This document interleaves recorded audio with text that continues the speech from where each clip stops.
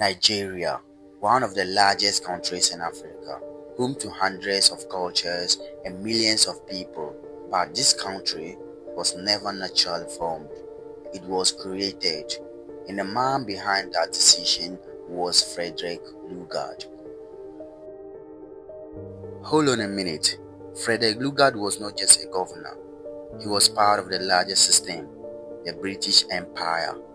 A system that was expanding across Africa during a period known as the Scramble for Africa. European powers were competing for land, resources, and control, and Lugard was one of the men sent to secure British interests.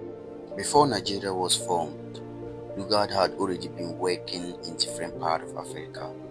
He believed strongly in British expansion, but he also believed in controlling large populations with limited costs. This idea would later shape how Nigeria was governed. By the early 1900s, the British controlled two major areas in the region, the Northern Protectorate and the Southern Protectorate.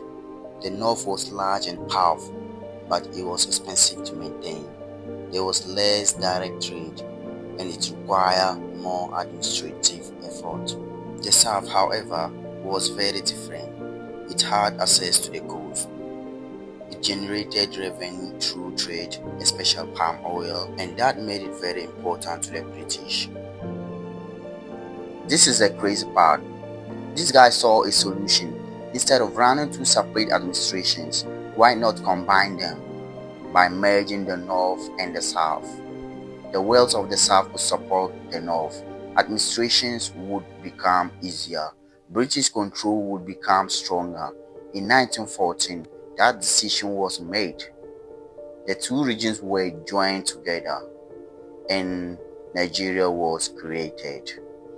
Wait a minute, that's not the end of the story. Lugard did not rule Nigeria directly. He introduced a system called indirect rule. Instead of removing local leaders, he keeps them in power, but they now answer to the British. This system made it easier for Britain to control millions of people without needing a large number of Britain officials. Have you ever wondered where the name Nigeria comes from? Let's take a look. The name was suggested by Flora Shaw, a British journalist. She later became Lugard's wife. She took the name from the Niger River, one of the most important rivers in West Africa. From Niger area, she formed the word Nigeria. Here is the truth many people don't talk about. Nigeria was not built on unity, it was built on convenience. Yeah, I say that because different groups were forcibly brought together, different languages, different religions, different political systems, and they were expected to function as one. This created tension, and those tensions did not disappear. They became part of Nigeria's long-term story. So, the guy didn't just govern a territory, he shaped a nation. His decisions affected how Nigeria was formed, how it was governed, how it was developed over time, even today. Right? The structure he created can still be seen. You're supposed to know Nigeria is more than a country. It's a story of history, power, and identity. A story that began before colonization, but was changed forever in 1914. And at the center of that moment was one man, Frederick Lugard.